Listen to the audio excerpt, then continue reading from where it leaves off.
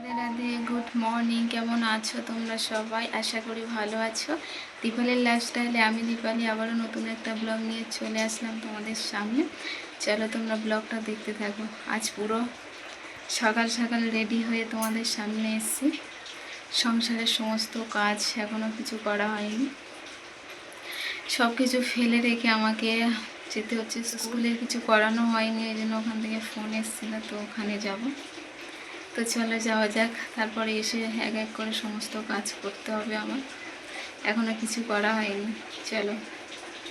পুরো মেঘে ভরে আছে, অন্ধকার হয়ে আছে, এখনই যেন বৃষ্টি নামবে এরকমই অবস্থা সকাল থেকে। তবে দারুণ ঠান্ডা হাওয়া বইছে, দারুণ লাগছে। পুরো অন্ধকার। এই যে দাঁড়িয়ে আছে স্কুলের সামনে, স্কুলে অনেকক্ষণ এসেছিলাম, তো সেটা আর শেয়ার করা হয়নি তোমাদের সাথে। স্কুলের কাজ হয়ে গেছে, স্কুলের কাজ কমপ্লিট করে তারপরে এই যে বেরিয়ে পড়েছি বাড়ির পথে। ফাইনালি অনেকটা দিন পর এই কাজটা কমপ্লিট করলাম। অনেক দিন থেকে আমাকে জানার ছিল, কিন্তু আমি যেতে পারছিলাম না, যেহেতু একটু আধার কার্ডের সমস্যা ছিল। তো আধার কার্ডটা ঠিক করিয়েছিলাম মায়ের ওখানে যখন গেছিলাম না, তখন ঠিক করে নিয়ে এসেছি। তারপরে এই যে ফাইনালি এতগুলো দিন পর আমি কাজটা কমপ্লিট করতে পারলাম।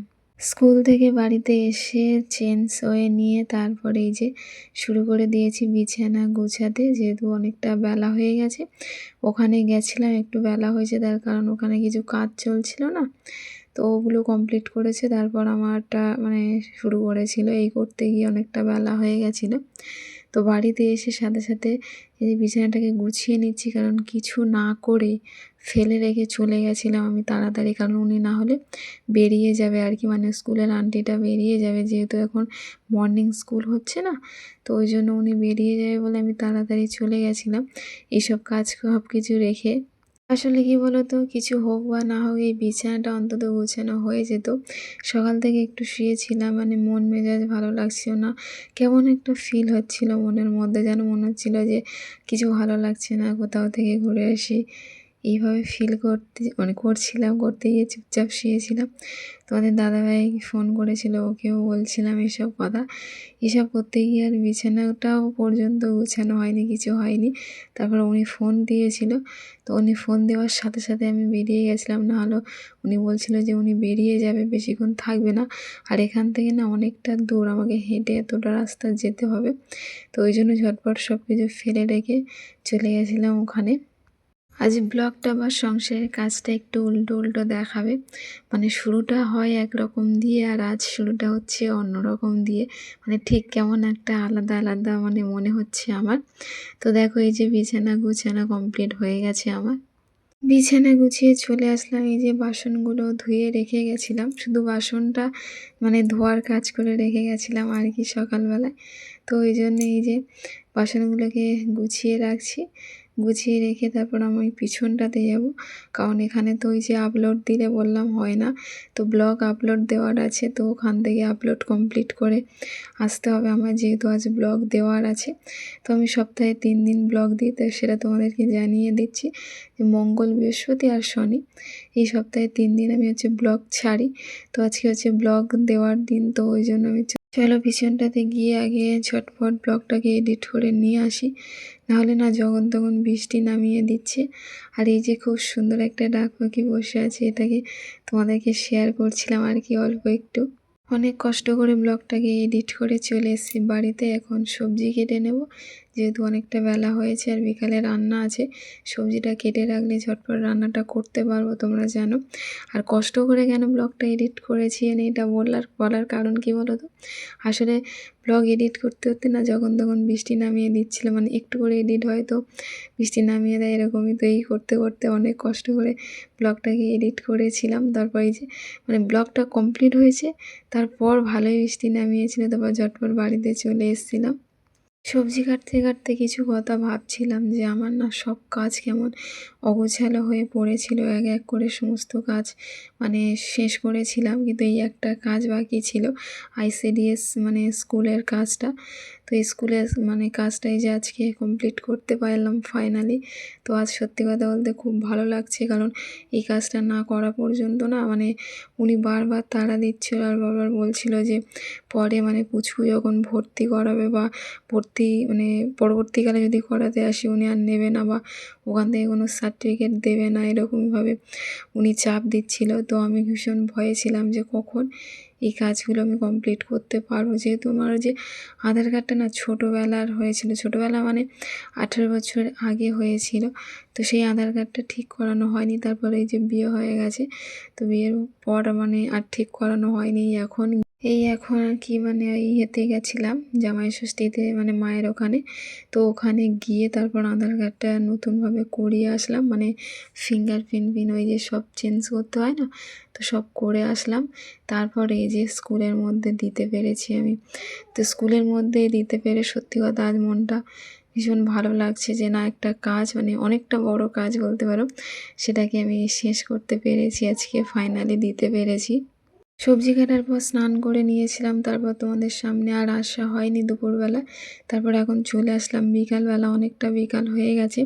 বসিয়ে দিয়েছি রান্না, তেমন কিছু রান্না করব না, এই যে ডাল করব, সবজি ডাল, মানে ডাল আর সেই আলু আর সবজি কেটে রেখেছিলাম, ওটা দিয়ে আর কি ডাল বানিয়ে নেব। ওই যে একটা আলু আছে, ওই আলুটাকে সিদ্ধ দেবো, আর বেশি কিছু বানাবো না আজকে। তো ডালটা আমার সিদ্ধ হয়ে গেছে, দেখতে পাচ্ছ, নামিয়ে নিলাম। এবার সম্বার দিয়ে দেবো আর কি, ওই যে পেঁয়াজ, তারপর শুকনো লঙ্কা, তেজপাতা, গোটা জিরে, মানে এই কটাই দিই আর কি আমি ডালে। তোমরা কি দাও আমাকে একটু কমেন্ট করে জানাবে।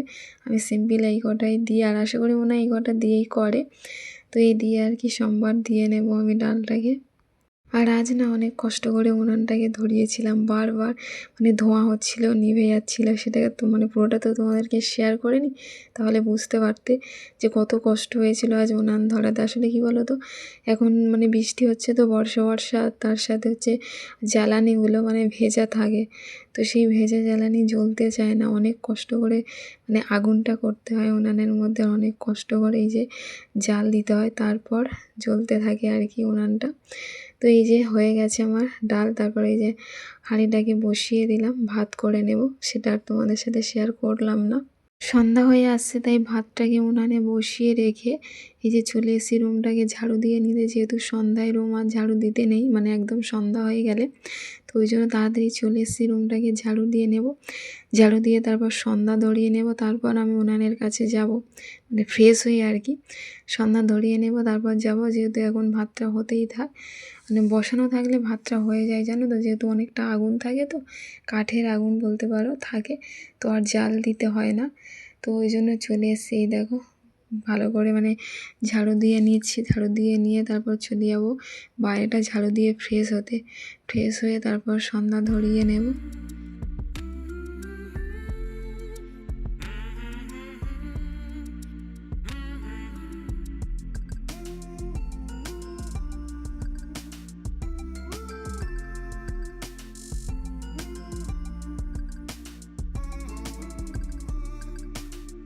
এই যে ঝাড়ু দিয়ে ফ্রেশ হয়ে চলে এসেছি এই যে ঠাকুরের আসনের সামনে, যেহেতু সকালের পূজাটা তোমাদের দাদাভাই দিয়ে যায়, সন্ধ্যাটা তো আমাকে দিতে হয় বলো, তো ওই জন্য যে সন্ধ্যা ধরিয়ে নিতে চলে এসেছি। আর সন্ধ্যাটা তোমাদের সাথে মানে সচরাচর শেয়ার করা হয় না, খুব কম হয়েছে শেয়ার করেছি, তো আজকে ফাইনালি তোমাদেরকে শেয়ার করছি যে সন্ধ্যা ধরাতে বসে গেছি।